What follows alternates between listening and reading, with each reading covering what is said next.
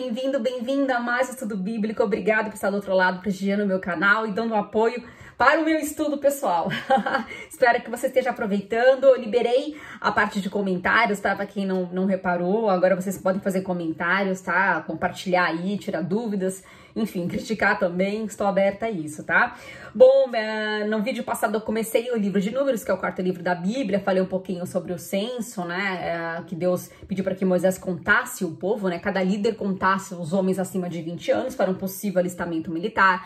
Falei sobre algumas consequências da murmuração do povo. Vocês verão outras murmurações, fiquem tranquilos que esse livro tem bastante exemplo de murmuração, de como a gente não deve proceder.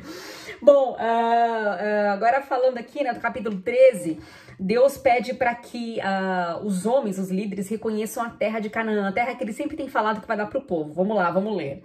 E o Senhor disse a Moisés: envia alguns homens em missão de reconhecimento à terra de Canaã, terra que dou aos israelitas. Envia um líder de cada tribo dos seus antepassados. Então, como haviam 12 tribos, ele pediu para que fosse cada representante para ir lá espiar. Então, foram 12 espias para ver o que ele já tinha dado. Vocês viram aqui no verbo que eu acabei de ler, que ele fala que eu dou a vocês, não que eu darei, eu tô pensando em dar se eu dou ou não. Deus foi muito enfático, Deus já tinha decretado essa vitória para eles, né? E o povo foi lá. Depois de 40 dias, 40, lembrando que o número 40 na Bíblia representa muita coisa, tá? Ele é citado diversas vezes, né? Inclusive no Velho Testamento, no Novo também. É como se fosse um tempo necessário de preparação. Então, 40 dias é um tempo de maturação, vamos dizer assim, maturidade, né? Muitos homens passaram a se casar a partir dos 40 anos. Jesus ficou 40 dias no deserto lá, assim que ele foi batizado. O dilúvio durou 40 dias, enfim, então... teve um monte de... Moisés, ele recebeu a tábua dos 10 mandamentos depois que ele estava 40 dias lá no Monte Sinai. Então, enfim, 40, ele representa muita coisa. Então, eles foram lá espiar a terra de Canaã, que Deus já havia dado para eles. E aí, eles trouxeram um relatório. Vamos lá ver? Vamos ler no versículo 28, qual foi o relatório? Diz assim, o relatório de expiação, tá? Eu vou contar a parte avançada aqui. A maioria deles, tá? 10 falaram o seguinte, versículo 28 a 30 diz assim, ó. Mas o povo que lá vive é poderoso e as cidades são fortificadas e muito grandes. Também vimos descendentes de Enac. Ali fala dos povos, né? Os hititas, os amalequitas e tudo mais. Aí então Caleb fez o povo calar-se perante Moisés e disse: subamos e tomemos a posse da terra. É certo que venceremos. Mas os homens que tinham ido com ele disseram: não podemos atacar aquele povo, é mais forte do que nós. Aí, gente, olha só isso. Eles começaram a ter essa rixa, né? Então, enquanto Josué e Caleb falavam: não, a terra é maravilhosa, Deus já tá dando a nossa mão, vamos lá possuir. Os 10, a maioria dos outros espias, falaram assim: imagina, ali é uma terra fortificada, ali, gente, é um absurdo, né? Ficaram aterrorizados. Continuando o resumo do relatório aqui, no capítulo 14, do 6 ao 9, diz assim, vamos lá... Josué, filho de Nun, e Caleb, filho de Jefoné, dentre os que haviam observado a terra, rasgaram suas vestes e disseram a toda a comunidade dos israelitas: a terra que percorremos em missão de reconhecimento é excelente. Se o Senhor se agradar de nós, ele nos fará entrar nessa terra, onde emana leite e mel com fartura, e dará a nós, né? Gente, olha só que coisa absurda. Aí fala assim, ó, somente não sejam rebeldes contra o Senhor e não tenham medo do povo da terra, porque nós devoraremos como se fosse pão. A proteção deles se foi, mas o Senhor está conosco, não tenham medo deles. Então, assim, os únicos crédulos eram Josué e o Caleb, né, que entenderam que Deus tinha falado, que já tinha dado a terra para eles, né, mas a maioria ficou aterrorizada.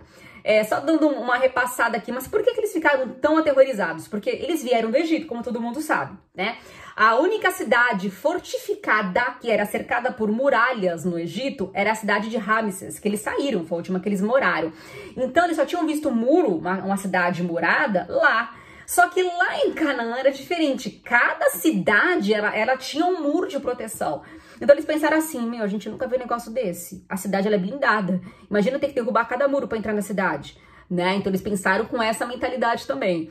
Outra, tinha os Enaquins eram homens de alta estatura, eram gigantes, né? Então tem alguns relatos da região que haviam sepulturas de gigantes, gente, era um negócio maluco. Então imagina eles indo espiar a terra, olhar e falar, gente, aqui tem pessoas de mais de 2 metros de altura, com esse monte de muralha. Então assim, eles começaram a fazer cálculos e olhar para si mesmo e começar a ver que realmente não tinham condição, né? Andaram por fé, né? Por vista, né? E não por fé. Então assim, aí nessa que vai ter uma consequência, vamos ver agora. Vamos lá. E fora também que esse povo, né, o pessoal de Canaã, eles eram extremamente armados, fortemente armados, tinham um carro de guerra, era um povo preparado, gente.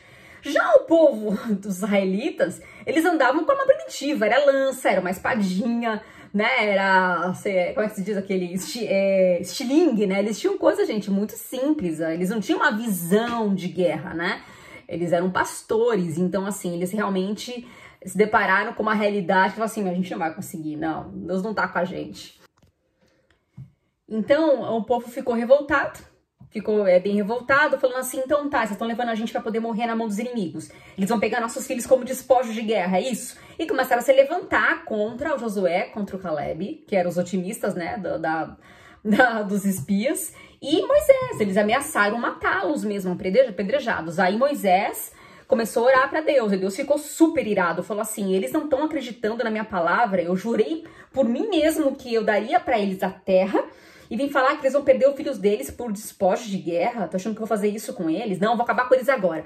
Aí Moisés começa a interceder, como sempre, né, Moisés ele tinha um jeito, um tato de falar com Deus, e começa a lembrar a Deus as coisas que ele tinha dito, prometido, uma delas que ele falou o seguinte, Deus, Senhor, se o Senhor exterminar esse povo, as nações que ouvirem falar do que fizeste dirão, o Senhor não conseguiu levar esse povo à terra que ele prometeu em juramento, por isso os matou no deserto, né? Aí ele começa a falar, o Senhor é paciente, o Senhor é bondoso, manifesta, né, a sua promessa. Ele começa a tentar reverter a situação, né, e Deus abranda um pouco, não extermina eles agora, mas tem uma consequência aí que vai ser irreversível. Deus decreta aqui no versículo 29, ele fala assim, ó, cairão neste deserto os cadáveres de todos vocês de 20 anos para cima, que foram contados no recenseamento e que se queixaram contra mim. Nenhum de vocês entrará na terra com a mão levantada, que eu jurei, para dar-lhes a sua habitação, exceto Caleb, ó, filho de Jefoné, e Josué, filho de Num. Mas quanto aos seus filhos, sobre os quais vocês disseram que seriam tomados como despojos de guerra, eu os farei entrar para desfrutarem a terra que vocês rejeitaram. Então Deus falou o seguinte, ó, só vai entrar em Canaã a próxima geração, vocês todos vão morrer, exceto Josué e Caleb, que tinham o mesmo espírito do que o meu. Olha só, eles estavam alinhados, hein? Então é importante a gente se atentar quando Deus, né, nos dá uma promessa e não duvidar, porque é uma coisa que você fala que Deus não tem caráter para cumprir, e isso é uma coisa que Deus fica irado. Bom, continuando aqui no capítulo 17, então ele começa a falar sobre a rebelião, tá? Capítulo 16, desculpa, então saindo um pouquinho. Ele fala sobre ofertas, fala sobre outras coisas, mas só ressaltando alguns pontos. Ele fala sobre a rebelião de Corá, Datã e Abirão. Como nada é perfeito, a gente sabe disso. Aonde existe uma liderança, vai ter alguém querendo almejar. Lembrando que isso veio lá de trás. Lembra, gente, no primeiro vídeo? Quando eu falei do Lúcifer? Que ele era um anjo de luz, o querubim ungido. Ele era um líder. Só que ele queria ser igual a Deus. Ele queria ser igual ao líder dele. E usurpar o lugar de Deus. E aí isso já é mais antigo do que andar para trás, né? A rebelião, o pai da rebelião, Lúcifer. E aí aconteceu a mesma coisa aqui, né? Então, gente, rebelião é uma coisa que Deus não tolera em qualquer esfera, não importa, seja o que for, Deus não tolera esse tipo de coisa, nem no céu nem na terra. Vamos lá ler um pouquinho sobre isso. O seguinte, fala assim no versículo 3, que eu vou ler agora para vocês, sobre um dos líderes, né, que era o Corá. O Corá, ele era levita, junto com mais 250 pessoas. Lembrando que os levitas, eles faziam parte da tribo de Levi, que eram dedicadas só para trabalhar para o templo. Então tinha um sacerdote, que era o Arão, que ele fazia o sacrifício, ele que ia até a arca orar e falar com Deus e tal. Ele e Moisés, tá? Moisés tinha esse papel também. Só que aí os levitas começaram a questionar, por que só Arão? Aí disseram assim, eles se ajuntaram contra Moisés e Arão, eles disseram, basta, a assembleia toda é santa, cada um deles é santo e o Senhor está no meio deles. Então por que vocês se colocam acima da assembleia do Senhor? Começaram a questionar a liderança de Arão, que Deus havia levantado ele, né, escolhido ele. Aí no versículo 11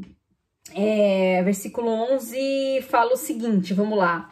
É contra o Senhor que você e todos os seus seguidores se ajuntaram. Ou seja, ele entendeu que o negócio não era pessoal, né? Que o povo tava reclamando porque eles eram líderes, né? Os levitas reclamando porque só eles eram os líderes.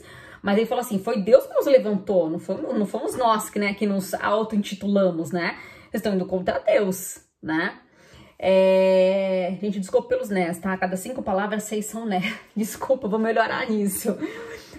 Vamos lá, e olha só que interessante que quando a gente fala que foi em Deus que institui a autoridade, seja ela qual for, vamos ler lá em Romanos 13, 1, 2, para entender um pouquinho mais. Romanos, cadê Romanos? 13, 1 e 2, fala a respeito disso, ó. Cadê? Fala assim... Todos devem sujeitar-se às autoridades governamentais, pois não há autoridade que não venha de Deus. As autoridades que existem foram por elas estabelecidas. Portanto, aquele que se rebela contra a autoridade está se opondo contra o que Deus instituiu, e aqueles que assim procedem trazem condenação sobre a si mesmos. Então, gente, o buraco é mais embaixo. O melhor é alto, é lá pra cima. Quando a gente, no caso deles, eles peitaram a liderança que Deus instituiu, que era Arão e Moisés, aí Deus falou assim, não, é comigo que eles estão mexendo. E aí teve uma consequência, vamos lá. Aí, em paralelo, teve outros rebeldes, tá? O Datã e o Abirão, que se jogaram para culpar Moisés por não ter invadido Canaã, como teve aquele episódio dos espias, né? Então Moisés achou por bem não avançar, porque ele viu que o povo não estava maduro para isso. Enfim, Deus pediu para que eles dessem a volta, né? E saíssem de lá. Então eles não seguiram para conquistar Canaã, que era uma das intenções de Moisés, né? Se ele pediu para espiar é porque ele tinha intenção de avançar, mas depois disso não aconteceu. E aí eles começaram a culpar Moisés. No versículo 13 e 14 fala sobre isso. Vamos lá. Não basta você nos ter tirado de uma terra onde há leite e mel com fartura para matar-nos no deserto? E ainda quer se fazer chefe sobre nós? Além disso, você não nos levou a uma terra onde há leite e mel com fartura, nem nos deu uma herança de campos e vinhas. Você pensa que pode cegar os olhos destes homens? Nós não iremos. Então, esses dois carinhas também começaram a jogar a culpa, gente, para Moisés. Pensa no jugo desse cara. Pensa Moisés levando esse povo todo nas costas, intercedendo, falando com Deus, julgando a causa. Gente, ele fazia tanta coisa e ainda por cima, né, sofreu injúria, ele era acusado de ter sido a culpa dele por não ter avançado em Canaã, sendo que a galera tá toda, né, morrendo de medo. Então uma hora eles reclamam porque vão ser mortos, não é pra ir pra Canaã. Outra hora reclamam porque, por que não vou a gente pra Canaã? A gente deveria estar lá já. Gente, é assim, tudo de péssimo, né? Então realmente Moisés foi um cara fora do comum, por isso que ele foi o homem mais manso da terra, porque hoje já teria dado uma cajadada pra ceifar todo mundo. Bom, vamos continuar lendo aqui na minha cola. Então essa realmente foi a gota d'água para Deus, né? Aí Deus usou de novo de forças naturais, porque as 10 pragas foram forças naturais, foram arranho, gafanhoto e tudo mais. Aí, nessa região que eles estavam, né, que eles estavam acampados, quando a gente fala de deserto, o deserto era 100% deserto. Tinha alguns vales, tinha alguns rios, tinha, óbvio, senão os próprios gados iriam morrer, eles não iam pastar areia, né? Tinha que ter um pouco de pasto. Então, assim, tinha, né, alguns requisitos de gramas, de água, tá? Então, assim, isso é importante a gente entender, pensar nesse cenário, tá? E aí, então, aqui dá a entender que houve uma causa natural, tipo uma tempestade, que fez com que o solo cedesse. Diz assim, ó, versículo 32 e 33, vamos lá ver. Deus fala assim, ó, que aí, né, Deus ficou irado para poder realmente acabar com o povo, mas Moisés falou assim, ó, para vocês verem que não é culpa minha, não é juízo meu, vai acontecer alguma coisa de ordem natural, para vocês verem que é Deus fazendo o juízo, não eu. Aí diz assim, a terra abriu a sua boca, os engoliu juntamente com as suas famílias, com todos os seguidores de Corá e com todos os seus bens. Desceram vivos à sepultura com tudo que possuíam, a terra fechou-se sobre eles e pereceram, desaparecendo do meio da assembleia. Diante dos seus gritos, todos os israelitas ao redor fugiram, gritando, a terra vai nos engolir também. Então houve aí um desabamento e a terra engoliu essa galera toda que tava murmurando. Olha só que coisa, que coincidência, né? Pois é, a gente é toda dando risada, mas é triste. Então a rebeldia, ela traz a sua recompensa, assim como a gente acabou de ler em Romanos. A pessoa traz ruína para si mesmo. E se a gente para pensar, hoje o que no mais tem é rebelde, né? É rebelião. Ah, é o governo XYZ, não tô defendendo ninguém, mas tem. Cada um vai ter que arcar depois perante Deus em relação à rebeldia. Então, uma coisa é você ter a sua opinião, outra coisa é você fomentar uma rebelião, é diferente. Bom, vamos lá. Continuando aqui. E é claro, para não perder o costume, né, as pessoas que ficaram vivas jogaram a culpa em Moisés. Vamos ver no versículo 41, diz assim: no dia seguinte toda a comunidade de Israel começou a queixar-se contra Moisés e Arão, dizendo: vocês mataram o povo do Senhor. Então mesmo ele falando que era causa natural, que ele não ia colocar a mão, o povo morreu de causa natural, ele fala assim: não, a culpa é de vocês apertaram o botãozinho na terra, eles morreram engolidos pela terra. Bom, e aí, olha só, depois de que eles fizeram isso, né, a gente pensa que Deus não vê, mas Deus vê todas as coisas, né? Moisés intercede aqui, gente, que eu não vou ficar lendo porque é muita coisa. Aí Moisés intercede, Deus perdoa, não sei o quê, mas aí Deus mandou uma praga que matou mais de 14.000 pessoas, 14.500 pessoas foram mortas porque começaram aí a pesar, né, pra cima de Moisés, gente. Então, assim, na boa, o pessoal não tinha entendido ainda que Deus era com Moisés. Aí, no livro do profeta Samuel, lá na frente a gente vai ler, ele fala sobre rebeldia, né? Ele fala que o pecado de rebeldia é como feitiçaria. Então, a feitiçaria nada mais é do que você contagiar pessoas, é cegar pessoas. O feitiço, ele tá relacionado com uma mentira. Então, era uma mentira que eles iriam perder, era uma mentira de não, Deus não ia dar a terra para eles. Então, assim, eles acreditaram nessa mentira, fomentaram essa mentira. Então, essa rebelião aí que foi inflamada, realmente, ela tem o mesmo impacto que uma feitiçaria. Todo mundo ficou contaminado por isso. No capítulo 17, estamos acabando esse vídeo, Deus confirma, né, e ele valida publicamente a escolha de Arão, já que eu estava querendo duvidar se ele era o homem escolhido ou não. Deus fez algo, falou, Deus orienta Moisés para pedir para que cada um dos líderes da tribo traga o seu cajado, né, e aí coloque em frente à tenda, lá em frente à Arca da Aliança. Então, no dia seguinte, o cajado, né, a vara que florescesse seria o sinal de que Deus tinha escolhido aquela pessoa. Aí ele pediu. Cada líder escreveu o nome, né? O nome do líder na tribo. Então, cada tribo tinha um líder representado, né? Aí eles colocaram lá, entregaram para Moisés, ele colocou de frente à arca. No dia seguinte, quando foram ver, viram que a única vara que havia florescido foi de Arão, né? Então, aqui fala um pouquinho. Ó, no dia seguinte, Moisés entrou na tenda e viu que a vara de Arão, que representava a tribo de Levi, tinha brotado, produzindo botões e flores, além de amêndoas maduras. Então, em um dia, uma noite, Deus fez brotar isso. Aí eles viram que realmente Deus tinha validado que Arão era o líder do sacerdócio, né? Ele era o líder. E aí Deus falou, olha, coloque essa vara, então, florescida dentro da Arca da Aliança, para lembrar do que eu fiz hoje, né? Então, tinha dentro da arca tanto a tábua dos 10 mandamentos, quanto a porção de maná, quanto essa vara. Ficou lá por muitos anos aí dentro da arca. Bom, vamos lá. E no capítulo 20, nesse capítulo, né, já se passaram a maior parte dos 38 anos, tá? Então tem uma lacuna aí de tempo. Então no capítulo 20 já tinha passado muitos anos, né? Porque também a gente fica... Até a Bíblia resume, porque é tanta murmuração que se não abreviasse, você ia falar assim, desistir de ler a Bíblia. Fala, não, cansei da humanidade, não tem mais esperança para as pessoas, não. Aí, então ele fala, né, já do último ano do povo, porque eles ficaram 2 anos no deserto, o Números fala dos 38 anos. A partir do capítulo 20, vai falar do último ano deles no deserto, tá?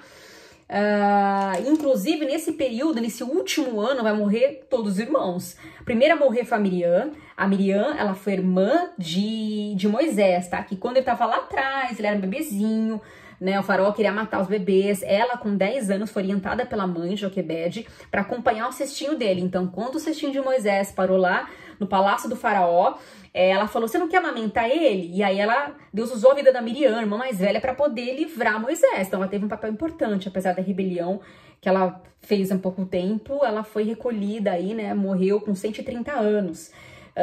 Depois Arão também, ele morreu com 123 anos e lá na frente vai ser Moisés, tá? Mas antes da morte de Arão, eu vou falar depois de um acontecido, tá? Que sentenciou, inclusive, algo para Moisés que foi bem triste, tá? Porque depois que o povo começou a reclamar de novo da falta de água, eles foram para uma outra região, falaram assim, a gente vai morrer de sede, não sei o que, lá. Deus orienta, né? O Moisés fala assim, Deus, eles querem beber água, e agora o que eu faço, né? E Deus orienta Moisés para que ele fale, para que verta água na rocha. Falou, fale para a água para que ela saia, para que verta água. E aí Moisés, ele tem um outro comportamento. Vamos ver no versículo 7 e 8 que diz assim: aí o Senhor disse a Moisés, pegue a vara e o seu irmão Arão, reúna a comunidade diante desta rocha e fale, e ela verterá água. Vocês tirarão a água da rocha para a comunidade e os rebanhos beberam. Aí então Moisés, gente, até aí eu não vou culpar não, sendo bem honesta. Aí Moisés pegou a vara que estava diante do Senhor, como esse lhe havia ordenado. Moisés e Arão reuniram a assembleia em frente da rocha. Moisés disse, escutem, rebeldes, será que teremos que tirar a água dessa rocha para dar a vocês? Então Moisés ergueu o braço e bateu a rocha 2 vezes com a vara, jorrou a água, a comunidade e os rebanhos beberam. Então assim, pela primeira vez, Moisés deu uma surtada, assim, toda razão, né? Mas isso trouxe uma consequência para ele. Deus queria manifestar o poder dele para falar, olha, com uma palavra eu quero manifestar meu poder. Aí ele usou a força do braço. Na força do braço, ele fez a água sair. E aí, por conta disso, teve uma consequência, né? Que diz assim, então o Senhor disse a Moisés e Arão, como vocês não confiaram em mim para honrar a minha santidade à vista dos israelitas, vocês não conduzirão essa comunidade para a terra que dou a vocês. Então, gente, infelizmente, tiveram uma consequência. Essa consequência, ela é falada em Salmos. Não foi grave o que ele fez. Assim, Deus tinha um propósito nesse momento, né? Então, nesse momento, poxa, Moisés foi tão espiritual, tão calmo, né, em todo o tempo. No dia que era para ser espiritual, ele foi um pouco mais carnal, enérgico, foi na hora errada. No livro de Salmos, fala sobre isso, no versículo 32 e 33, diz assim, ó. Cadê, gente? Calma, Salmos 106, 32 e 33 diz assim. Provocaram a ira de Deus junto às águas de Meribá. E por causa deles, Moisés foi castigado. Rebelaram-se contra o Espírito de Deus e Moisés falou sem refletir. Então a Bíblia lá na frente fala, gente, ele falou sem refletir, sem pensar, ele agiu por impulso. Aí realmente tomou aí essa sentença. Então Moisés não vai pisar na terra de Canaã, mas ele vai ter um final também tranquilo. Vai ser tranquilo, a gente vai falar sobre isso no próximo vídeo. Vamos finalizar o livro de Números. Espero te encontrar até lá. Muito obrigada pela companhia, nos vemos até lá. Um abraço.